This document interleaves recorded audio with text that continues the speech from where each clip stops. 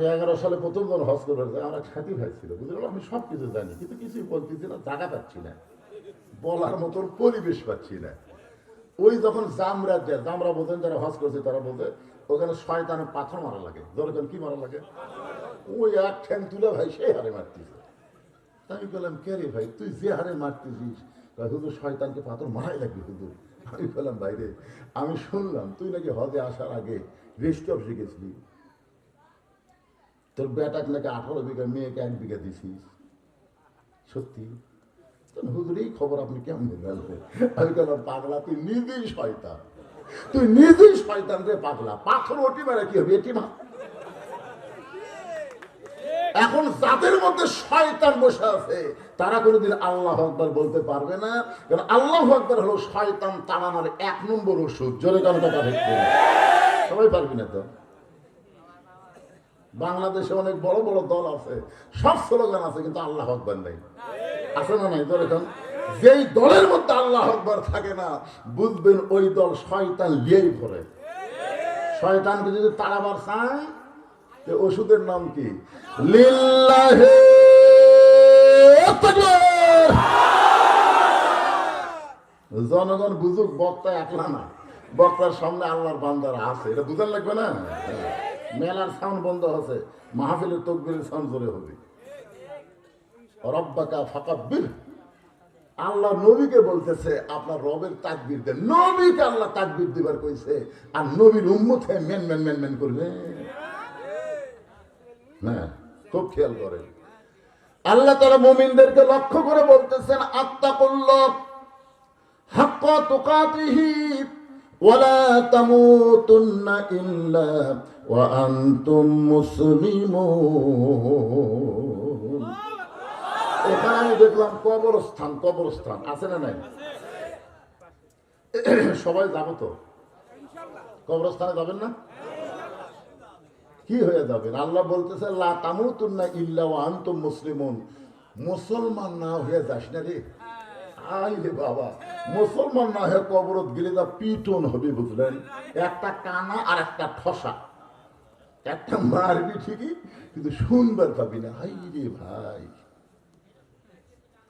এমন আযাব দিবে রে ভাই, কবরের ওই মাটিতে গলা ফেটে রক্ত ঝরবে, চিৎকারের ওই চোটেতে।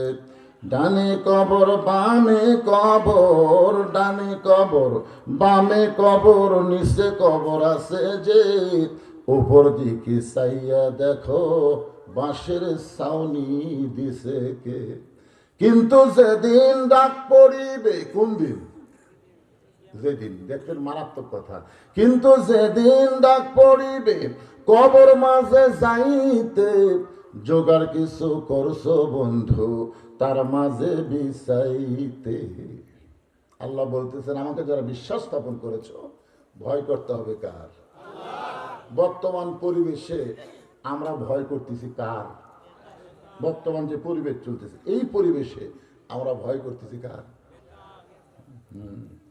দুই জুতা চোর মসজিদের চারিধার ঘুরতেছে, জুতা চোর মসজিদ চারিধার ঘুরে বুকও থাকতে বলতেছে আমাকে ভয়ে, আমাকে ভয়ে। সব ভালো জুতে মসজিদের ভিতর। দেখছেন বর্তমান পরিবেশে চোরেরা বুকও থাক মারতেছে আমাকে ভয়ে। এই পরিবেশে চাঁদাবাজ, বাটপার, লুটতারাজ, দুর্নীতিবাজ, চোর ডাকাতদের মোশান বাড়তেছে। ধরে কথা কন না কেন? কি কথা রে বারে, ভালো জুতা সব ভিতরে ঢুকছে, কার ভয়ে? আল্লাহর ভয়ে। এখানে মুমিনদেরকে লক্ষ্য করে আল্লাহ কি বলতেছেন? চোরের ভয়। আত্তাকুল্লাহ, কার ভয়? শুধু ভয় করলে হবে না, আল্লাহ বলেছেন হাক্কা তুকাতিহি। রে ওইদিকে আবার কি চিল্লাচ্ছিল ছোট ছোট বাচ্চারা?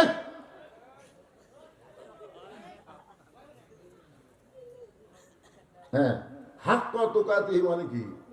যতদিন ঘুষের চাকরি করছে, বুঝলেন, ততদিন ওর আল্লাহর ভয় হয়নি। যেই চাকরি রিটায়ার করছে, ওই তখন আল্লাহর ভয় কাঁদতেছেন, বলতেছে আল্লাহ আমি আর জীবনে ঘুষ খাবো না, তোমার ভয় তওবা করতেছে আল্লাহ, আমি আর জীবনে ঘুষ খাবো না।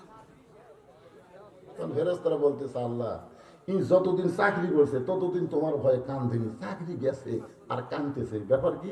আল্লাহ বলতেছে যখন হবে চামড়া ঢিল, আল্লাহর সাথে দিছে সারা জীবন নামাজ পড়েনি, বুড়া হয়ে সিয়ার লিয়া মসজিদে গেছে। এরকম কিছু মুসল্লি আছে না নাই? যৌবনকালে মসজিদ পাওয়া যায়নি, ওই বুড়া হয়ে সিয়ার লেগেছে।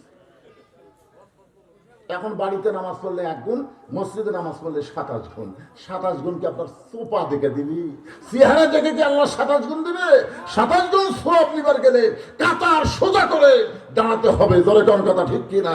আর কাতার সোজা করবার গেলে পায়ের গোড়ালির সঙ্গে গোড়ালি মিল করে দাঁড়ান লাগবে। এই বেটা সিয়ার নিয়ে যাওয়ার কারণে উয়ে তো শয়তান আমাকে 27 গুণ সওয়াব শেষ। তাহলে আর পাও কোনটি, আমাকে গোড়া কোনটি? যখন হচ্ছে চামড়া ঢিল, আল্লাহর সাথে দিচ্ছে মিল। যতদিন ছিল চামড়া টাইট, আল্লাহর সাথে করছে ফাইট। যে যুবকেরা মিলে আজকের মাহফিল করতেছে, খুঁজলে দেখেন এই যুবকের অনেক যুবক মাগরিব এশার নামাজ পড়েনি। খুঁজলে দেখেন এরাও পড়বি, ওরাও পড়বি, চামড়া ঢিল হলে। আর শোনেন, আত্মাকুল্লার পরে হাত পা তুকাতিহি, একটু ব্যাখ্যাটা মনোযোগ দিয়ে শোনেন। আল্লাহর যথাযথ ভয় করা লাগবে। এই ভয় করার একটা নিয়ম আছে না নাই? এই নিয়ম বর্তমান পরিবেশে সম্ভব না। এই নিয়ম যদি আমরা পাবার চাই, তাহলে আল্লাহর কোরআনের পরিবেশের দরকার। আমার দিকে তাকায় দেখেন, এই কোরআন শুধু তেলাওয়াতের কিতাব না, এই কোরআন শুধু ওয়াজ করার কিতাব না। 13 বছর নবী মক্কায় ছিলেন, 13 বছর নবী মক্কায় ছিলেন, কলেমার দাওয়াত দিয়েছেন। নবুয়তের 10ম বছরে আল্লাহ তাআলা নবীকে জানাই দিলেন, শুধু দাওয়াত দিলে হবে না, ওয়াকিমুস সালাত, নামাজ কায়েম করা লাগবে।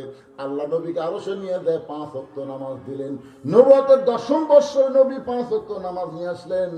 আসার পরে এক সময় বলে, আল্লাহ আপনি যত জায়গায় নামাজের কথা বলেছেন, প্রত্যেক জায়গায় বলেছেন নামাজ কায়েম করো, কিন্তু 5 ওয়াক্ত নামাজ পাইলাম ঠিকই, নামাজ কায়েমের তো কোনো পরিবেশ নাই। বর্তমানে মক্কায় তো আমি নামাজ কায়েম করবার পারতেছি না। আল্লাহ বলে, হাবিব, মক্কায় হলেন আপনি ইমাম, আর আবু জেহেল হলো নেতা। যেই দেশে 2 জন থাকবে, একজন ইমাম হবে, একজন নেতা হবে, ওই দেশে নামাজ কায়েম হবে না, বরং ইমামকেই নেতা হতে হবে। তাহলে আল্লাহর নামাজ কায়েম হবে। যেই দেশে 2 জন, একজন ইমাম একজন নেতা, ওই দেশে মানুষ নামাজ পড়বে, কিন্তু নামাজ কায়েম হবে না। নামাজ কায়েম করতে গেলে যিনি ইমাম তিনিই নেতা হওয়া লাগবে। কিন্তু মক্কার তো সেই পরিবেশ নাই। আল্লাহ বলে, আপনাকে সেই পরিবেশ জায়গা মতো দেওয়া হবে। আমাদেরকেও আল্লাহ সেই পরিবেশ সময় মতো দিয়ে দিবে। বুঝবার পারতেছেন না? আপনাদের দোয়ায় এক এক দিন এক এক জেলায় ওয়াজ করতেছি। প্রত্যেকটা বাংলাদেশের জেলায় জেলায় ঘুরে এতটুকু আমার ভিতরে একটা শক্তি আসতেছে, আগের দিন বাগে খাচ্ছে। আগের দিন আর নাই, আগের দিন নাই যে মানুষ খালি মার্কা দেখে কাম করবি, তা করবি রে ভাই। এবার যাকে মার্কা দেওয়া হলে সেই মানুষটাকেও দেখবে। তোর এখন কথা কর না কেন, কথা কর। হ্যাঁ, একটু মনোযোগ দিয়ে শুনবেন,